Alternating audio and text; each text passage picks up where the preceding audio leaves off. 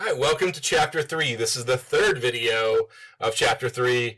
In this video, you're going to be able to answer 4 questions from the Guide to Reading, questions 7 through 10. Questions like, what were conditions like for women in Puritan society? Or, what was the one challenge that Native Americans would not have been able to overcome? What about which colonies composed the Mid-Atlantic colonies? I know everybody wants to know that one. And how did the diversity of New Netherlands, also known as New York, affect its development? You are going to be able to answer all those questions and much, much more as we get into this video. Let's first talk about women. We left off the last video talking about Anne Hutchinson and being expelled from the Massachusetts Bay Colony into Rhode Island. And part of it was kind of some revolutionary ideas, and part of it stemmed from she had these ideas and she was a woman. Now, this kind of begs the question, what was life like for women during the colonial times? And very simply, they didn't have a lot of rights. They were expected to stay home. They were expected to take care of the house, clean, cook. They were expected to have children. That was kind of their main function. When it came to the law, they had very, very few legal rights. They couldn't divorce until the very end of the 17th century, and then it was extremely difficult. As far as property goes, they couldn't really own property unless they were widowed, and in some cases single. Once you got married, though, anything that you owned prior went to your husband, and they kind of controlled the legality of all land or whatever you would have owned. They kind of took over those property rights. Okay, so you didn't have a lot of property rights. Now, you weren't able to vote as a woman as well. All of that went to kind of the men of the town. So where women did have power was in churches. Particularly in the Quaker religion, women had a little bit more of a say and kind of went along. Now, they weren't really able to kind of be the head of the churches, but they could be missionaries. They could give advice. So they did have a little bit more say and a little bit more power in church. And this is going to become a little bit of a theme in the early part of American history, where women don't really have a lot of rights. They are expected to be good and kind of dutiful wives. But when it comes to the moral authority of the family, women kind of were in charge of that. And that really kind of stemmed from their belonging to church and their kind of religious affiliations. So that is kind of a source of some power. Women were expected to be, again, these just very dutiful, whatever they had, they were good wives by, and good Christians by being good wives to their husbands. They allowed them to be, good wives. Ideals of virtuous women. Now, this means like they were not engaging in any kind of intimate relationships before marriage. This was all kind of expected. It kind of went along. During the 1600s, there was this idea of witchcraft. I'm sure a lot of people have heard of like the Salem witch trials. Responsible for a lot of these. I think they had as many as 20 executions that went along. Anytime women were particularly independent, or if they had some sort of, they were not married and had sexual relationships with people, a lot of times they would be accused of being a witch. And I'm sure a lot of people have heard of what happened is if you'd be asked, are you a witch? And if you said, yeah, well, I sure am, then you would be, executed. And if you said, no, I'm not a witch, they'd say, that's what a witch would say. So you're kind of, it's kind of tough. A lot of people, and again, there were more than just women that were accused of this, but 3/4 of the people that were accused were women of being a witch or a wizard. So one of the kind of oddities of history, for sure. Now, there are some kind of moving to relationships with Native Americans. We've kind of talked about them a little bit. There are a lot of similarities between Native Americans and colonials. They both farmed throughout the summer months in order to kind of sustain themselves through the winter. They hunted and they fished. They believed that they had one leader, so one kind of recognized leader that would lead the show. Now so they had a lot of similarities. Now what happened is there was a divide between a lot of the tribes of Native Americans, and this really kind of was like the downfall. If Native tribes would kind of band together, it probably would have protected themselves from white settlers. Unfortunately, that wasn't the case.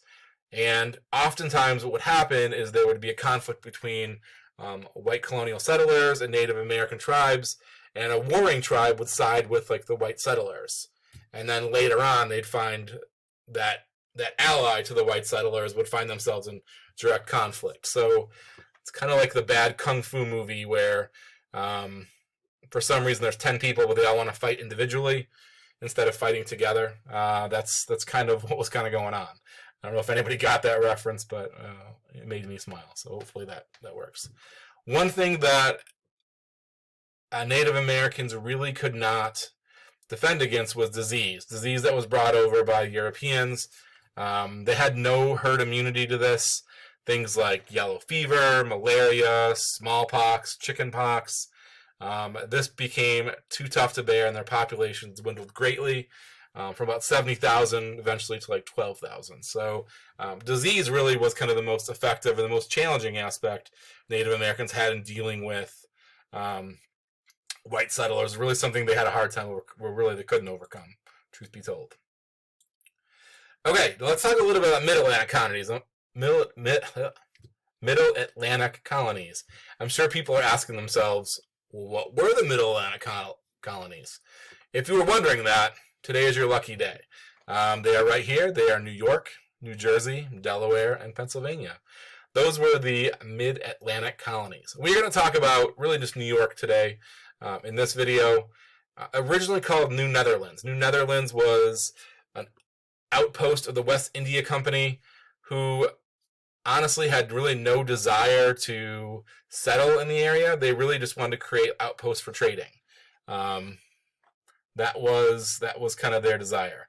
So right around New York, they set up several outposts around the Hudson River Valley, in Manhattan, Long Island, that sort of thing. Now the Dutch really were kind of impressed with potential possibilities in North America, but really they were more impressed and more content with their colonial kind of endeavors in South America and in Africa. They thought that held more promise, and they were really focusing their attention there. Really, they're unwilling to invest too much into the New Netherlands. So they really never wished to settle that. Now, this was for a couple of reasons. Obviously, they saw the promise in their other colonies.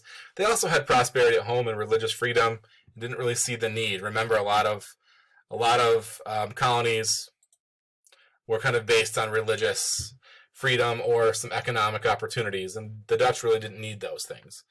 They created New Amsterdam, which is on the island of Manhattan, so present-day New York City. We're going to talk about that in a minute. And one of the really big effects of the development of the New Netherlands, or New York, is the amount of different countries that, the different nationalities that lived there. We had the Dutch, we had the Belgians, we had the French, the English, the Swedes, the Finns, and Africans that all lived there.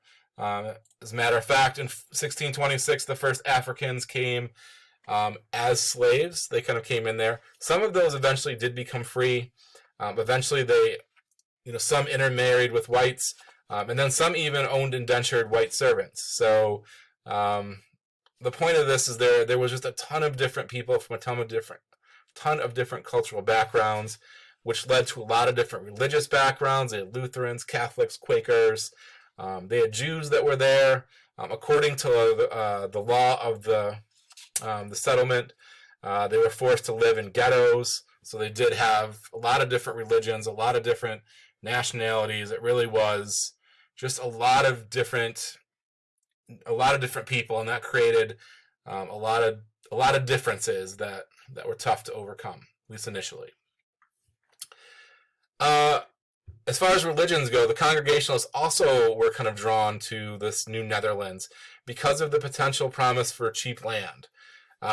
They thought they could have some self-government. They were kind of wrong on that aspect. So they did come there for cheap land and set up farms in New York. Now the West India Company also created a lot of tension and created a lot of unfavorable conditions to settle, because they did not have any elected assemblies. So people that lived there had no say in what kind of went on. The West Indies Company also put all these dictatorial governors in place, so it was a pretty brutal place to live. So much so that the residents of the New Netherlands were calling for the English to come in and conquer the Dutch and kind of kick them out and kind of take this over. So they were calling for the forceful overthrow. Well, eventually, England kind of hears their pleas, and Charles II gave his brother James the proprietary charter in the New Netherlands. They sent this this invading kind of fleet into the New Netherlands, and the Dutch, upon seeing them, said, like, we're out. We really don't want to fight. We've got other fish to fry. We have bigger settlements other places. We really don't care for this one so much. And they surrendered. James, also known as the Dutch of York, names this New York. So New York is kind of, we see it. Now, the residents, again, there was a lot of different people from a lot of different places. There was a lot of people of Dutch descent, and they really resented the English for this. There was a lot of people calling for the English conquest, but a lot of native people that were native Dutch had some resentment. Now, eventually this is going to subside after a generation. They kind of intermarry, and they just kind of adapt to the different cultural differences, and the resentment tends to fade.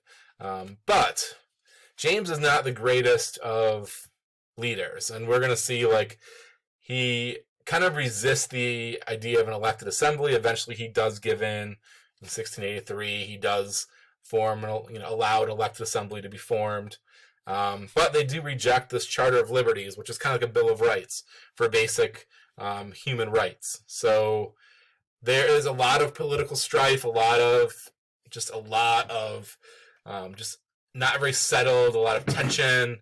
So prospective settlers were definitely discouraged from going there. In the late 1600s, there was only about 18,000 people that lived there.